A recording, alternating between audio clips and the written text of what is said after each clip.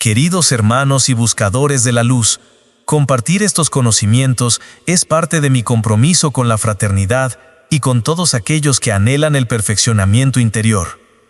Si este trabajo ha sido de valor para ti y deseas contribuir a que la luz siga brillando, puedes hacerlo mediante una donación. El enlace lo encontrarás en la descripción del video y también en un comentario fijado. Vuestra ayuda es semilla que germina en más luz y conocimiento para todos. Tema número 28. Concepto de la moral. La moral viene siendo una de las cualidades propias de toda persona que ha sido educada bajo un sistema de comprensión, de comparación y de entendimiento de las costumbres humanas,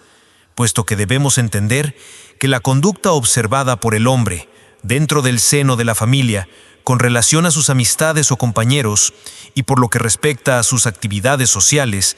traen como consecuencia la atención y el respeto que se merecen todos sus semejantes. Por lo mismo, deben tener un solo apoyo, el de los usos y el de las costumbres adoptados por las diferentes razas que pueblan la superficie de la Tierra,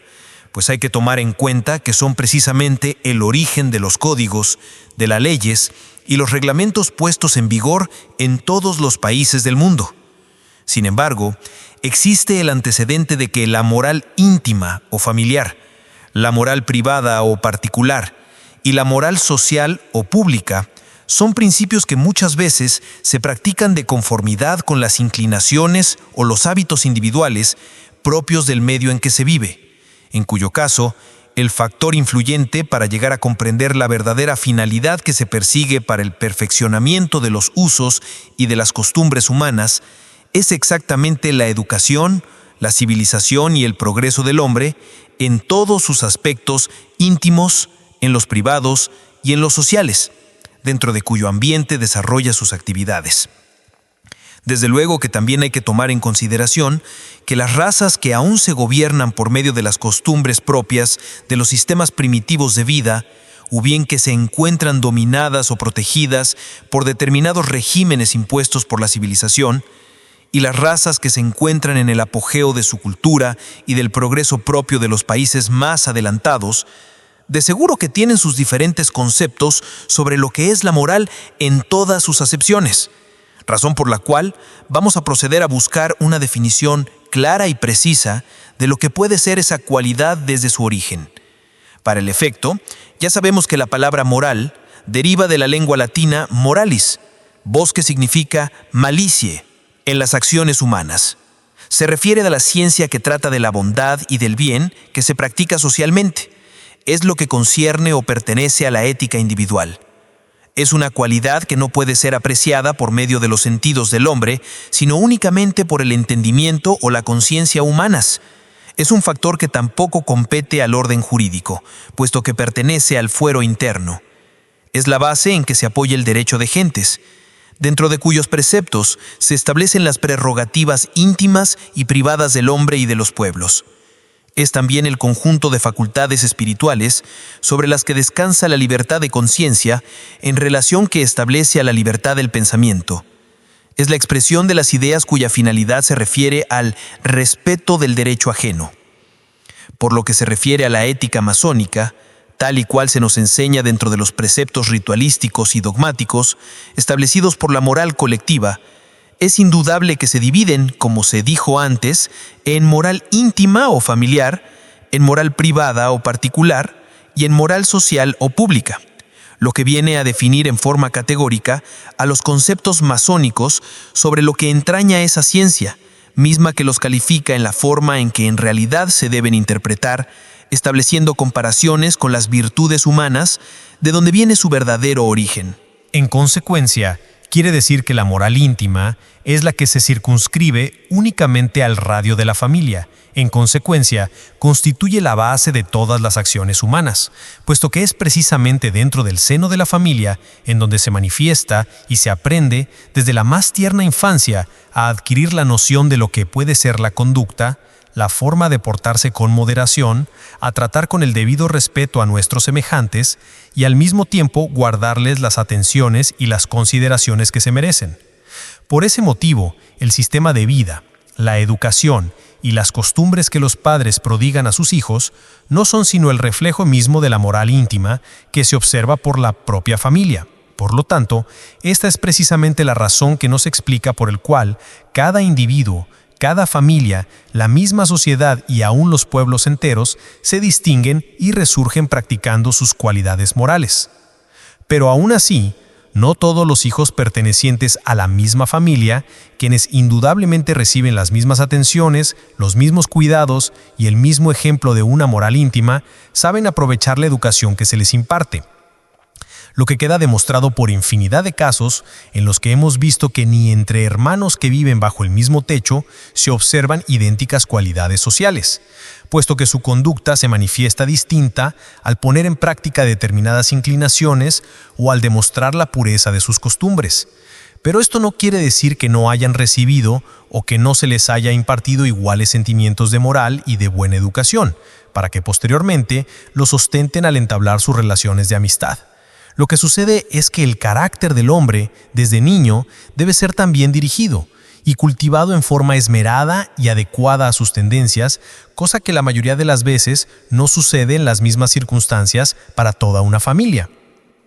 Las causas o motivos que pueden tomarse en consideración para que los hijos no demuestren haber adquirido una educación preliminar adecuada y propia para corregir sus tendencias torcidas o sus malos instintos son las tres siguientes.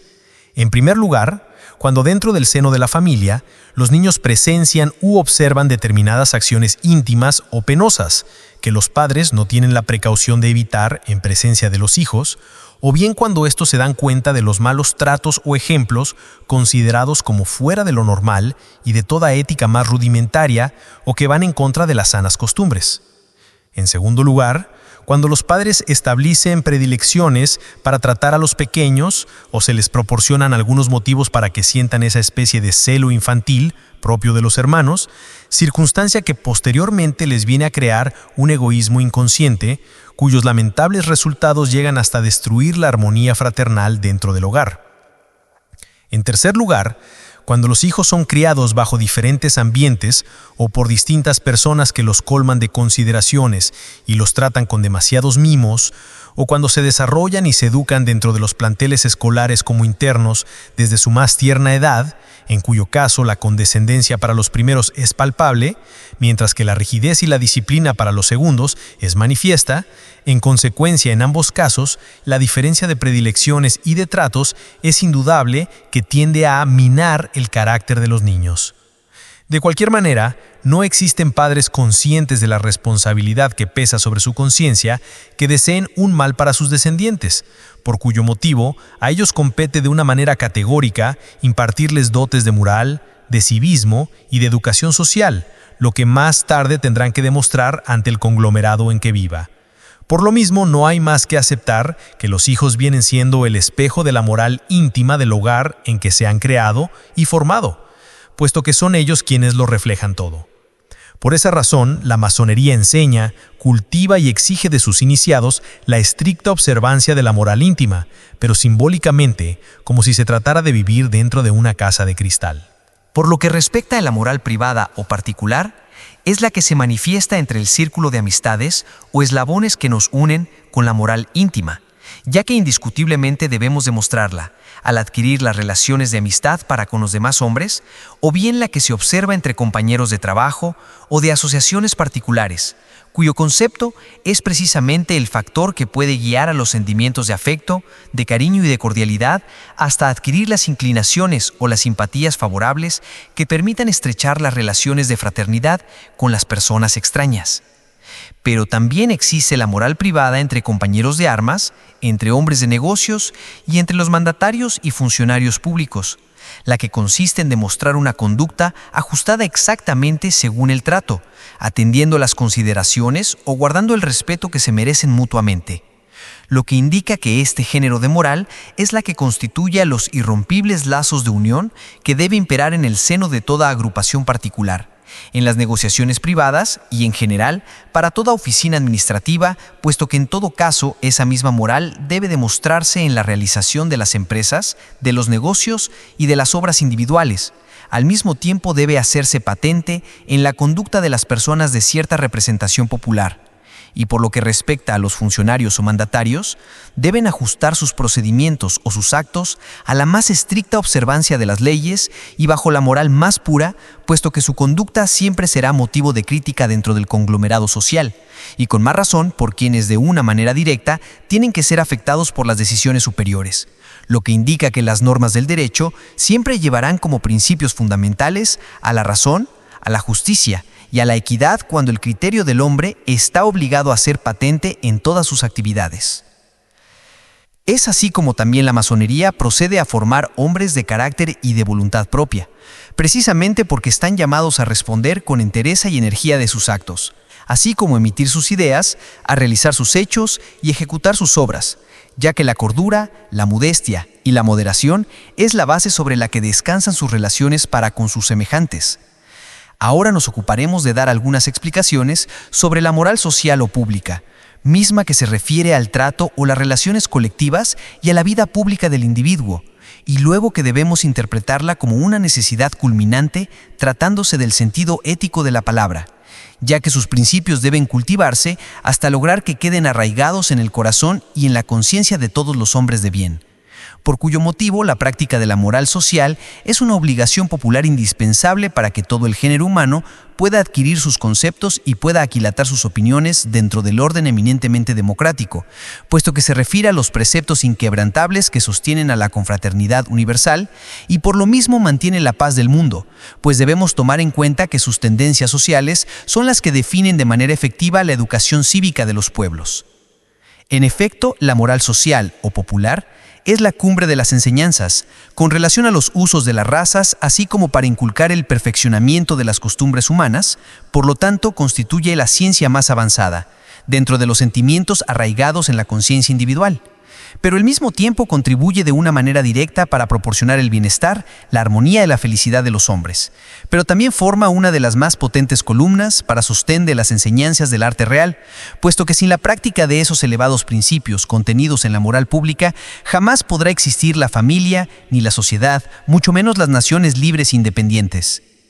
Por lo tanto, podemos asegurar que la moral social, definida por la filosofía masónica, viene siendo uno de sus temas más preciados, tomando en consideración que sostiene a esa interminable cadena cuyos irrompibles eslabones son los que enlazan la armonía entre todos los hombres que viven bajo un mismo ideal, bajo los mismos principios y bajo una sola voluntad, que es lo que necesariamente debe concurrir para cristalizar los sublimes sentimientos de unión que irremisiblemente nos conducen hacia un verdadero acercamiento universal, factor que a la vez encierra los más elocuentes preceptos sociales que de manera efectiva se imparten al postulante desde que inicia su primer paso para revelar sus sublimes ideas como hombre libre e independiente, requisito necesario para ser admitido como miembro de nuestra augusta institución. Consecuentemente, cuando al iniciado se le franquean las puertas del templo de la virtud, desde luego que todos esos principios de alta moral se le manifiestan de una manera palpable, cuando sumido en las más hondas meditaciones, tuvo que contestar a las 3 preguntas contenidas dentro de la plancha triangular, para luego al final manifestar su última voluntad firmando su testamento, y efectivamente, todas las respuestas emitidas por el postulante encierran: la primera, un principio de moralidad íntima que consiste en saberse querer y respetar. La segunda se conceptúa como un precepto de moralidad privada, puesto que se trata de querer y respetar a nuestros semejantes. Y a la tercera se le considera como el acto más sublime en que se hace necesario manifestar el deseo de querer y respetar al Ser Supremo, como creador de todas las cosas que existen en la naturaleza, así como un fuente de donde emanan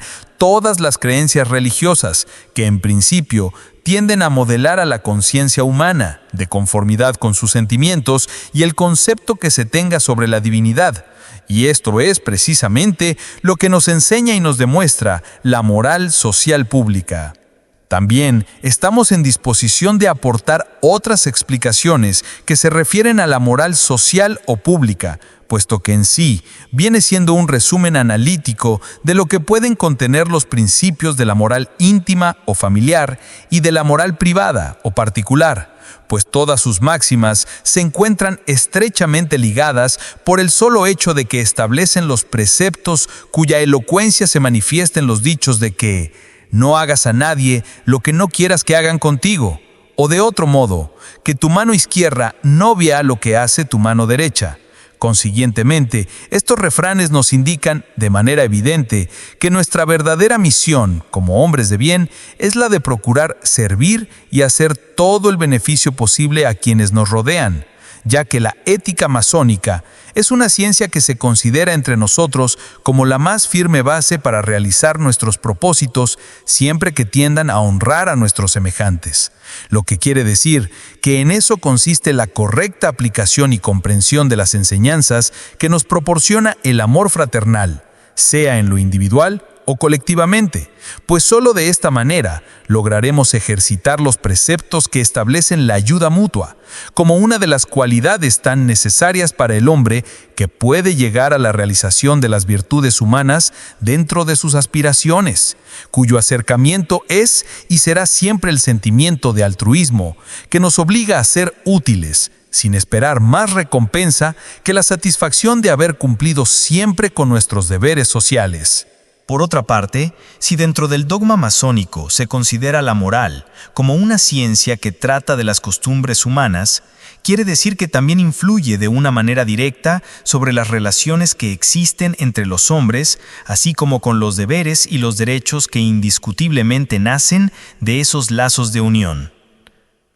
Al mismo tiempo, podemos interpretar a los preceptos morales como una especie de convencimiento de lo que invariablemente deben evitar los seres racionales dotados de entendimiento, de talento y de inteligencia, para poder considerar si efectivamente viven honesta y decorosamente en sociedad, para cuyo efecto no hay más que observar los siguientes 3 principios fundamentales contenidos en la filosofía. Primero, tener la noción del bien en comparación con lo que es el mal. Segundo, conocer el deber o la obligación que contraemos para practicar siempre el bien y evitar por todos los motivos a la maldad. Y tercero, saber distinguir los méritos para poder calificar al demérito, cualidades todas que nos proporcionan la firme creencia de que quien obra bien es indudable que se hace acreedor a una recompensa o a un premio. Pero en cambio, para el que obra mal, es seguro que se hace merecedor al castigo correspondiente según la magnitud de su falta. En consecuencia, llegamos al convencimiento de que el primero de estos preceptos se define claramente por medio de la filosofía. El segundo se considera como una conveniencia política y el tercero puede conceptuarse como un factor propio y definido dentro de las religiones. Mientras tanto, para que la ortodoxia masónica, en sus principios morales, acepte una sola ética universal, aplicable a todas las razas, a todas las costumbres y a todas las inteligencias, se hace necesario que vaya de acuerdo con la naturaleza del hombre, pero siempre y cuando sus preceptos fundamentales se distingan por medio de la aplicación definida, correcta de los usos y de las costumbres particulares de los pueblos, sin cuyo requisito resulta que ninguna ciencia es, ni puede ser, sino el fruto mismo de la experiencia que dentro de la vida adquiere la naturaleza humana con relación al medio en que desarrolla el hombre desde su infancia. Por ese motivo, la ciencia de las costumbres, para que sea útil, segura y efectiva de las actividades individuales o colectivas, debe consistir en una continuación o en un encadenamiento ininterrumpido de experiencias inviolables y reiteradas para que puedan conducirnos hacia el verdadero conocimiento de los únicos lazos de unión y fraternidad que existen entre los seres que forman la especie humana. Finalmente, la iconografía conceptúa a la moral como una de las bases fundamentales en que se apoya el simbolismo, cuya alegoría la representa por medio de un libro, de un freno y de una regla, el primero como el emblema de la ley, el segundo como símbolo de la educación y el tercero como alegórica de las costumbres de las razas. Pero también se le ha llegado a representar mediante la figura de una hermosa mujer vestida de blanco. En este caso se le conceptúa como una expresión de la inocencia o de la pureza, aun cuando en ocasiones se le ha hecho alegórica de la moral bajo la arrogante efigie de la diosa Minerva.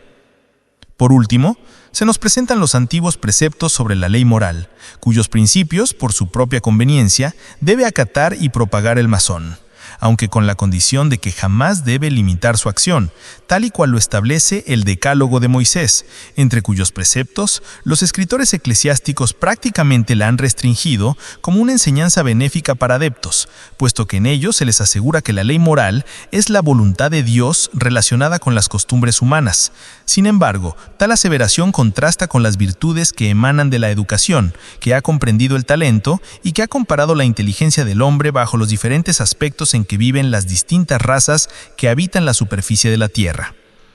Consecuentemente, todo lo que se oponga y todo lo que desvíe el camino recto que ilumina la luz natural del entendimiento humano, es seguro que está en contraposición con la moral social o pública, y desde luego no hay más que rechazar categóricamente esos principios opuestos a la virtud para buscar los que fomentan el acercamiento de las relaciones de amistad, o los que se consideran como una norma de orientación para la conducta de todos nuestros hermanos, puesto que su característica principal consiste en lograr la realización de la obra conceptuada como una labor netamente universal. Hermanos y amigos, hemos llegado al final de este viaje por los senderos de la luz. Si este contenido ha iluminado tu entendimiento o fortalecido tu espíritu, recuerda que puedes ayudar a que esta obra continúe. Tu apoyo, por medio de una donación, es como una piedra bien tallada que se suma al templo que todos construimos. El enlace lo encontrarás en la descripción y en un comentario fijado. Que el gran arquitecto del universo recompense tu generosidad con abundancia de luz y sabiduría.